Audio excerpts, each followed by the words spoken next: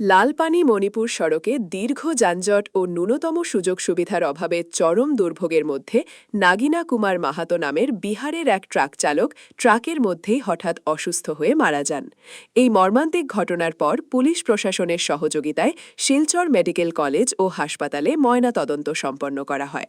দূরদূরান্তে থাকা অসহায় পরিবারের পাশে দাঁড়িয়ে শিলচর ট্রাক ড্রাইভার অ্যাসোসিয়েশন সম্পূর্ণ আর্থিক ও মানবিক সহায়তার মাধ্যমে মৃতদেহ সুদূর বিহালে তাদের পরিবারের কাছে পাঠানোর ব্যবস্থা করে।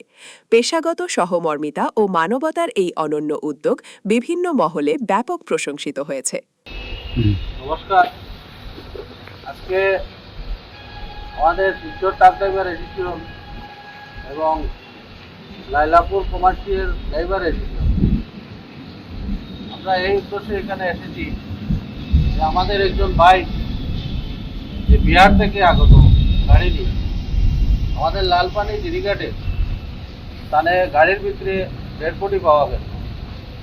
ডেড বডি পাওয়ার পরে পুলিশ প্রশাসন, শিলচর ট্রাক ড্রাইভার অ্যাসোসিয়েশন যৌথভাবে মিলে কালকে এনে এখানে মর্গে রেখে চলে গেছে। আজকে আমাদের এই বাইক পোস্টমর্টম হয়েছে শিলচর মেডিকেল কলেজ। এখান থেকে বিহার থেকে আগত আমাদের বাইক, ওরার যে ডেড বডি আছে, ওরার এক দুজন ফ্যামিলির লোক এসেছেন এখানে। আসার পরে আমাদের সঙ্গে কথা হয়ে আমরা আজকে একটা অ্যাম্বুলেন্স এবং এখানে যে মেডিসিনগুলো লাগে এই বক্স, এটা আমরা শিলচরের ড্রাইভার অ্যাসোসিয়েশনের পক্ষ থেকে আমরা দিয়েছি যৌথভাবে।